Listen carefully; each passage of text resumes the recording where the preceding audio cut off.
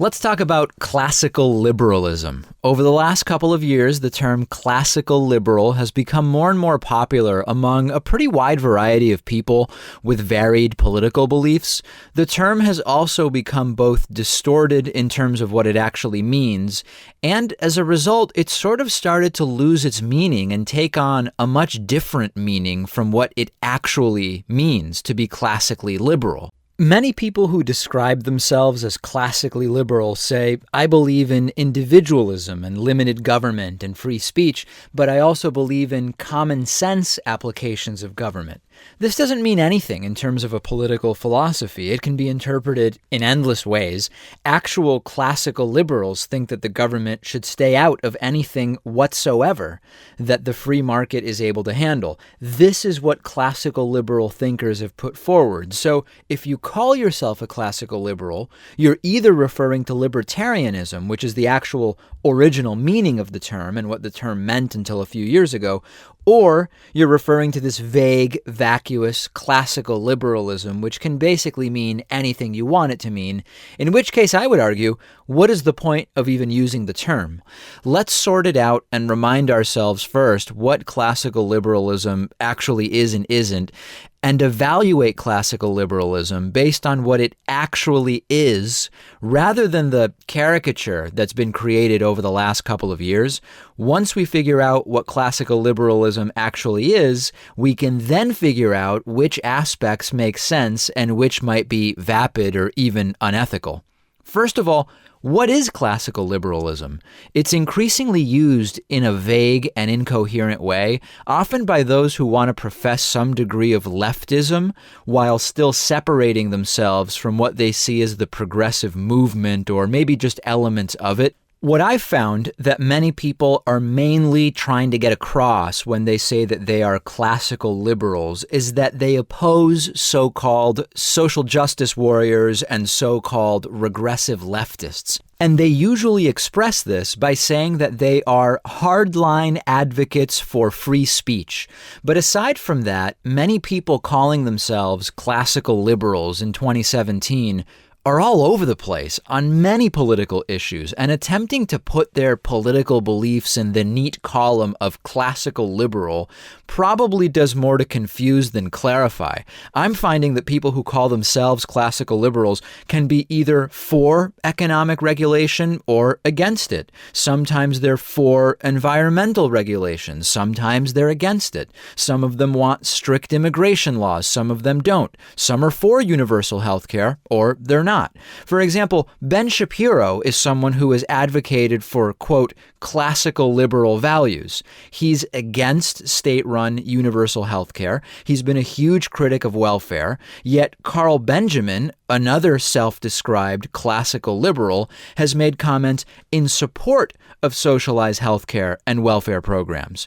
Two other people, Gad Saad and Sam Harris, who have explicitly advocated for or identified with the term classical liberalism, have totally different political opinions on many issues.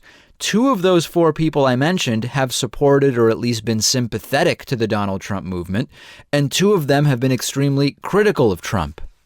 So what does classical liberalism say about a politician with Donald Trump's views? Who knows? And by the way, none of these people identify as libertarians, yet most libertarians will tell you that they're classical liberals. And maybe you're thinking, David, classical liberalism is just one attribute of my political orientation. Okay, but the philosophy of classical liberalism is being interpreted in so many different ways that it's becoming functionally vacuous and devoid of any objective meaning as far as actual, real-world, social, economic, and foreign policy prescriptions. And I'm mostly critiquing how people use it as this catch-all neologism to describe a set of certain political beliefs, which it obviously doesn't. And the people who do say that it's just one piece of how they identify politically should understand what it really means, which I'm going to get to in a minute. But if you're wanting to accurately and specifically describe your political orientation to people, maybe it will require you to reel off 6 different adjectives or actually discuss policy. But that's okay. Politics are complicated. People's values are complicated. There's rarely one word or term you can use to appropriately describe yourself and how you feel about everything that's going on in the world. For example, I find that one label that most suits me is progressive because I lean left on most issues: civil rights, civil liberties, economic regulation, trade, the environment, healthcare, whatever. But I also criticize authoritarian leftism because I find authoritarianism to be particularly not progressive. I've criticized certain brands of third-wave feminism.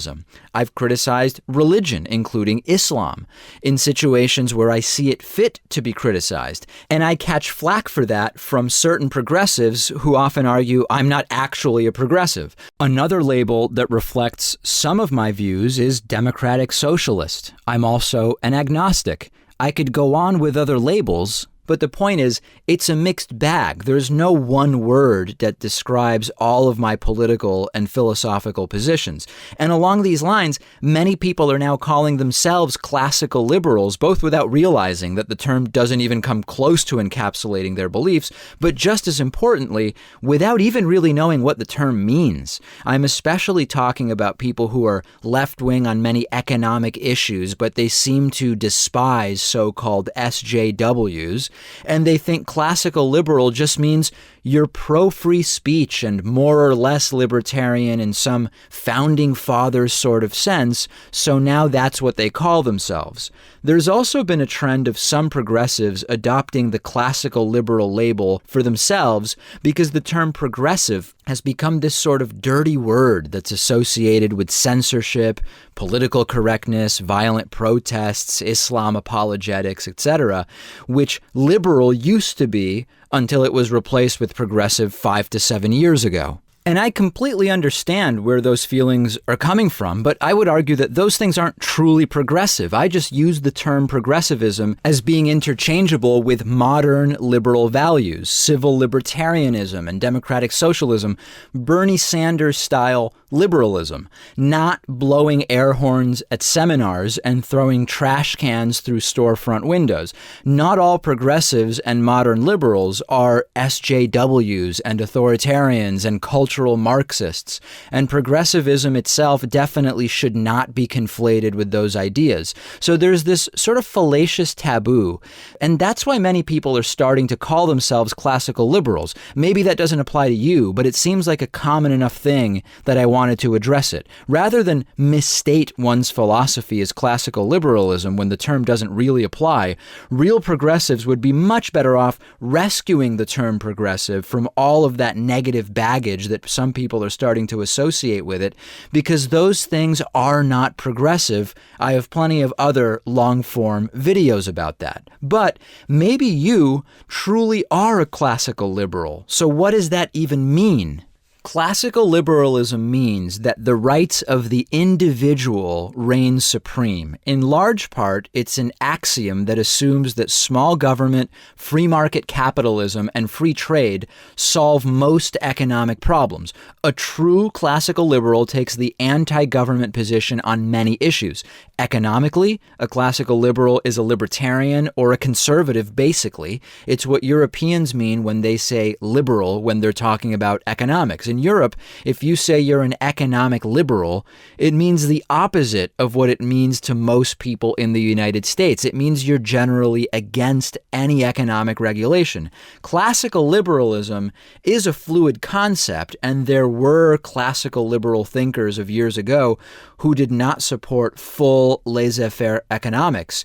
But most of the original classical liberal economists did believe in very limited government and individualism. That's sort of what defines classical liberalism. Political terminology does evolve over time, and maybe classical liberalism will come to mean something else in the future, but if classical liberalism is to mean anything at all at this point in time, the most efficient way to think about it is to acknowledge the libertarian and economically conservative connotations that have developed around it over the last half century, so that is our frame.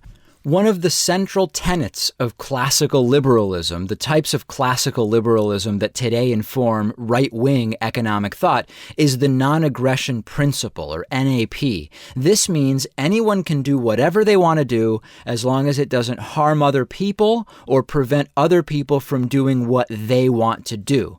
Under NAP, aggression is defined as the initiation of force or coercion. Sounds pretty similar to libertarian philosophy, no? Under the NAP, you should never initiate force or coercion, but it's okay to use force or coercion against someone that has already initiated it against you. Actor A should not use force against actor B unless it's to prevent actor B from using force against them or someone else. NAP is inseparable from classical liberalism. Here's some quotes from famous classical liberals talking about NAP. John Locke wrote, "No one ought to harm another in his life, health, liberty, or possessions." Thomas Jefferson wrote, "Rightful liberty is unobstructed action, according to our will, within limits drawn around us by the equal rights of others. I do not add within the limits of the law, because law is often but the tyrant's will, and always so when it violates the rights of the individual." Jefferson also wrote, "No man has a natural right to commit aggression on the equal rights of another, and this is all from which the laws ought to restrain him." Herbert Spencer wrote, "Every man is free to do that which he wills, provided he infringes not the equal freedom of any other man." John Stuart Mill wrote, "The only purpose for which power can be rightfully exercised over any member of a civilized community against his will is to prevent harm to others." Murray Rothbard wrote, "No one may threaten or commit violence against another man's person or property. Violence may be employed only against the man who commits such violence, that is, only defensively against the aggressive violence of another. In short, no violence may be employed against a non-aggressor." Don't get me wrong, I think that people like John Locke and Thomas Jefferson were important thinkers, crucial to the Enlightenment. Obviously, mankind is indebted to the Enlightenment. It was the modern birth of things like separation of church and state, separation of powers in government, the scientific method, the list goes on. The relevant point for us here is that classical liberalism and the people who have shaped classical liberalism are inherently connected to the non-aggression principle. Libertarians and people who are economically on the right will constantly confirm this. So the non-aggression principle sounds great, right? I mean, leave other people alone unless they're bothering you or someone else. But let's dig into it more. First off, even just the idea of non-aggression is a completely unstable ethical construct because there are so many definitions of force and coercion and different interpretations of initiation. There's not one definition of force and coercion, and it's difficult to nail down sometimes who exactly is the first initiating it. Therefore, NAP can be used in almost any which way somebody wants in order to fit their agenda. For example, a classical liberal adhering to NAP might say taxing people's incomes is an act of unprovoked aggression, but they might at the same time say it's not an act of aggression for huge companies to merge and create monopolies damaging to the average citizen. This is a popular libertarian principle, and you can't make a distinction between these two examples using the principle of voluntarism because neither the person being taxed nor the victims of the monopoly are consenting to the force that's used against them. Here's another issue with NAP. What is an appropriate type and amount of force to use against someone who's using force against you or somebody else? Let's say you're walking on the sidewalk and somebody out of nowhere starts shoving you. They've committed an act of initiating aggression towards you, unprovoked force. According to NAP, it's okay for you to respond with force, but what kind of force should you use in response, and how much and for how long? Do you shove them back? Can you steal their phone? Would you be allowed to shoot them? Do you slap them in the face every day for a year? So you might say, oh, but David, that's ridiculous. You should only respond with force that's proportionate to the force initiated against you, and only just enough to prevent them from using force against you in perpetuity or again. Common sense might tell us that, but NAP doesn't answer those questions. It just says, don't be the first to initiate force. You can only answer these questions by also invoking other principles that are subjective or collectivist. A subjective solution would be, hey, I don't like that. Here's what I think an appropriate response is. Or a collectivist solution would be, let's say, a system of laws regarding assault and self-defense. And this non-aggression principle is what gives us right-wing, small government, or libertarian economics, classical liberal economics. Government intervention in the economy violates NAP according to the people who believe in and care about the construct of the non-aggression principle. Another principle of classical liberalism is to have a government that protects individualism and provides services that the free market cannot provide. The strict classical liberal perspective on healthcare is a free market, for-profit system, since the free market can provide that just inefficiently, as we can see in the U.S. when you compare our healthcare system to that of other developed countries. So if you say, I'm a leftist, but more of a classical liberal than a progressive, you are signing on to a really right-wing view of healthcare if you follow the doctrine. Just being for free speech and against SJWs doesn't really make you a classical liberal if you believe that the government does have a role to play in making sure businesses are, for example, considering the public interest. Genuine, pure, classical, liberal, free market economics breeds inequality, under which monopolies are inevitable, which are uncontroversially detrimental to economies and societies. The wealthy can pay for better education, which also breeds more inequality. You have an overabundance of negative externalities like pollution, which leads to a lower quality of life for everyone, but especially for the poor. Without the government regulating and disseminating information about food and drugs, we're left at the mercy of the companies distributing those products. Completely free markets have erratic boom and bust cycles, making them completely unstable and ultimately unsustainable. The civil libertarian ideals of classical liberalism are valuable and inform progressivism, which is to say, modern, evolved liberalism, social democracy, democratic socialism. But the ultimate full realization of classical libertarianism is totally dystopic. If you follow the ideology to its logical end and implement a pure, unadulterated form of libertarianism, classical liberalism, and the non-aggression principle, that's what you get when those ideas are followed to their natural conclusions. An economy run by little government, a society where all that matters is the individual with no regard for the collective.